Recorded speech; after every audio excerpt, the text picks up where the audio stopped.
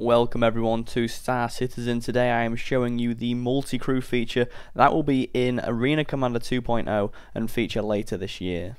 So, a lot of stuff was shown on the stream yesterday. This is of course one of them. This is actually more of a cut down version for press, so a few things, choppy animations were cut out, and this is what press got. Of course it is all in game, nothing is actually a cinematic here, so don't be fooled. This is actually gameplay. We're starting out in your quarters on a very large space station, already bigger than anything we've probably seen in Star Citizen so far in game. So as you can see, a huge planet in the distance, a star, and of course you're on your space station with actual buddies. The guys that are right are actual, not AI, they're buddies that you can play with. So of course multi-crew means you're going to be commanding large ships with your actual friends, meaning they're going to be controlling turrets, shield displacements I think, and power displacements, while one person actually controls the flight movements of the ship. All very cool, and one of the main features of this game indeed. And of course that that multi-crew feature will be of course going into the persistent universe that of course promised. So yeah, right now they're just walking down to where their ships are docked at the moment, and I think where there's a few ships like a Hornet and a Gladius. Can't remember what the other one is, but I know they do go ahead and find another ship as well. So yesterday Gamescom happened, a few hours of this stream was hosted, there was a few other nitbits shown as well, and updates on all of the modes. I might show another video of, I think, the social module that was released as well, which was pretty awesome. It's actually, I think it's our first planet based content that we've gotten so far, so that's pretty awesome.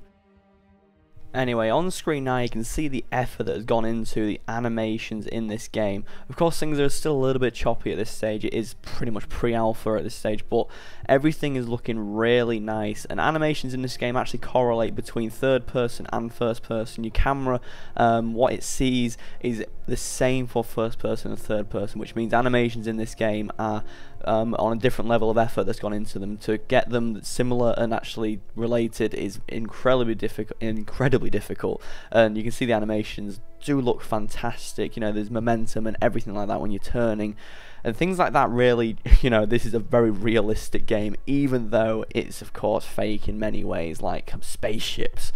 Anyway, you can see there we're going on to Gladiuses, Hornets, and off out into the largest map that's ever been seen in Star Citizen so far.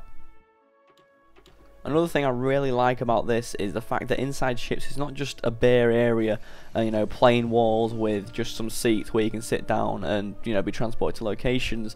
This, or inside ships, there's just actual details. There's, you know, wires cabled around and things like that that of course show that these ships have been thought about, not just on an outside level but on an inside level, to show where of course compartments are, you know, reactors, everything like that. It's all been thought out, and even on the inside of the ship, even just in the waiting room or, you know, in the transportation area inside of a ship, there is details there that just show that it's a ship that's been really thought about, which I absolutely love.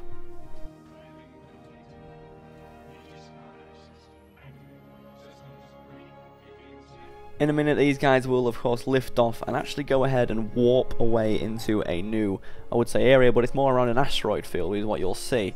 So of course the three ships just fly up, retract landing gear, and go ahead with that. Of course everything like that, those animations for that are all pretty much solid at the moment, and you'll be able to see another ship doing that right in front of us. I can't remember what the name is for a warp drive on this. I think it's quantum drive in Star Citizen.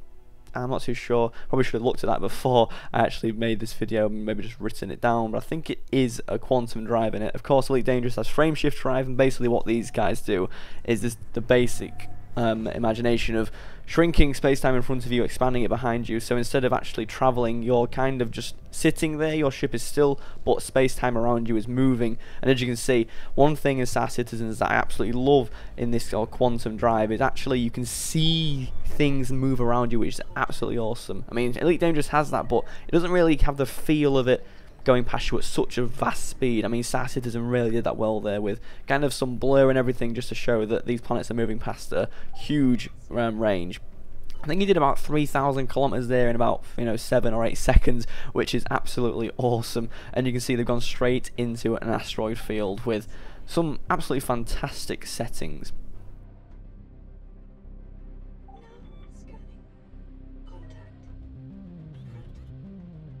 So what's happening right now is that ship has just found a Retaliator lost, or actually out of power in the asteroid field. I think Chris said it was from some sort of battle that's gone on, and this ship's just lost power, and of course the crew is ejected and everything. So what's going to happen now is these guys are going to go and just jump out of the spaceship, and of course on the suits, on Star Citizen, the suits that you wear, there is actual like mini little booster jets and the things on this placed around the suit, so you can actually fly around pretty easily in Star Citizen in space.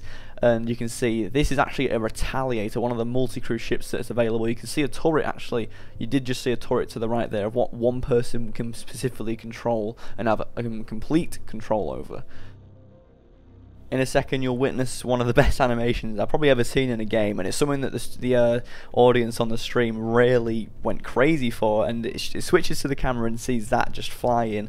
You know, it looks so realistic for space, just no gravity. It does look absolutely fantastic. Anyway, well, what you'll see now is kind of a fixed animation of the player going into the ship, and then this guy goes ahead and goes along to the power distribution board or something along those lines. Now apparently the animation for floating around in space and grabbing things is actually not fixed, but that specific thing you've witnessed there was fixed, where this guy goes ahead to the generator and, you know, flicks the switch on. That is a fixed animation, but apparently inside these ships where there's no gravity, you can just go ahead and walk around freely, and it will automatically grab things and push against walls and pull against walls and things like that, which is really awesome. And imagine a lot of effort has to go into that to have that work in a non-glitchy way, which is of course why just there you've witnessed it in a more fixed manner, just to show that, hey, this is going to be a thing. But right now we've got the animations down, but it's just a fixed route that we've planned in. Probably is maybe a good sense. Maybe you don't want to be searching around on a ship for a while just looking for the generator board where you can flick a switch on. And of course, after that switch is flicked, gravity is created and they can all bloody walk around the ship pretty freely. So they all go ahead to their posts, one of course manning everything, one controlling turrets, or, you know, many people controlling the separate turrets on this large ship. I can't remember the length of the Retaliator, but it's definitely much larger than the ones that we've had control in the normal Arena Commander at the moment, whatever version we're in right now.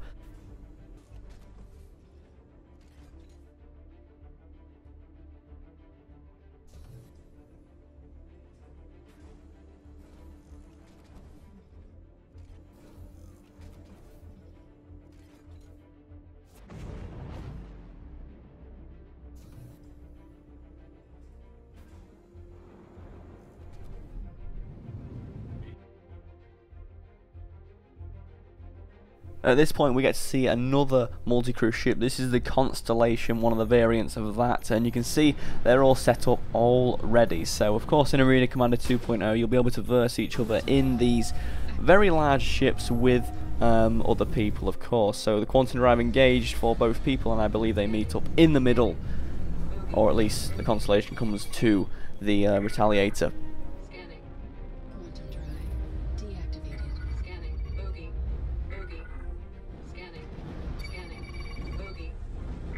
Everything begins to ramp up anyway. The Constellation is pretty much fully prepared, while the Retaliator is just almost there with its preparations. And the Retaliator definitely has the easier job. It does have some other smaller ships alongside it to help. You can see, I think we have a Hornet and at least a Gladius, and I think there's another ship as well. I think there was 3 that left that shipping dock that we saw. So engagements finally do occur, and you can see the scale of it is absolutely phenomenal, with the graphics as well are really setting the scene of what an awesome game this definitely will be. It already is a fantastic game, and this just excels it. You can see one person controlling, I think this is shield controls and power controls, making sure everything keeps online. A difficult job if you're definitely under fire more than you're actually winning a fight, so that job is definitely a necessity job. Maybe not the most fun one on the ship, but you'll be the most important probably. At this point you can see gunmen trying to do the best job that they can. Of course, when you're commanding the controls of the ship, at least the flight path, then you actually must be positioning your ship in a position where your turrets can do the most damage possible, because of course each ship is different. We'll have turrets in different places. If you're positioning your ship wrong so your turrets can actually shoot the enemy, then you're going to have a much harder time, probably not even win a fight. So the position of your ship is absolutely vital in the fact that your turrets won't be able to shoot at things if they can't obviously get to them and see them. So you can see the winner of the fight being the Retaliator, with the other ships that was obviously with them. A much harder job for the Constellation. They put up a fair fight. Unfortunately though, their ship is blown to smithereens. You can see the camera switches to one of the fellow turret men, and unfortunately he is now in space and probably going to be dying very soon.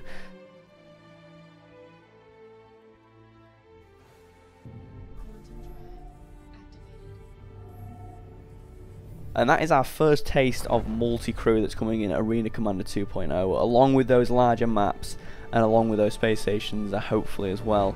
This does look phenomenal, and competition is definitely picking up in the space genre market, and it's what we needed, because we're definitely at the stage now where computers are possible for this, and it's just fantastic to witness. I cannot believe that a few years ago we had nothing like this, and yet just 2 years later we have Elite Dangerous, we have No Man's Sky, we have Star Citizen, we have I believe another one was released the other day on Kickstarter as well. That all these ones are crowdfunded as well, and these games are specifically the ones that are actually coming out of crowdfunding and pleasing people much more than other games. So this is absolutely fantastic to witness, and it's something that I'm very happy to be a part of. I'll leave it here, guys, for the commentary. You can still watch to the end. There's just like a minute more to watch with a little bit of an epic ending for you guys. Thank you very much for watching. I'll be uploading another Star Citizen video tomorrow of the social module. Thank you, guys, and I will see you all next time.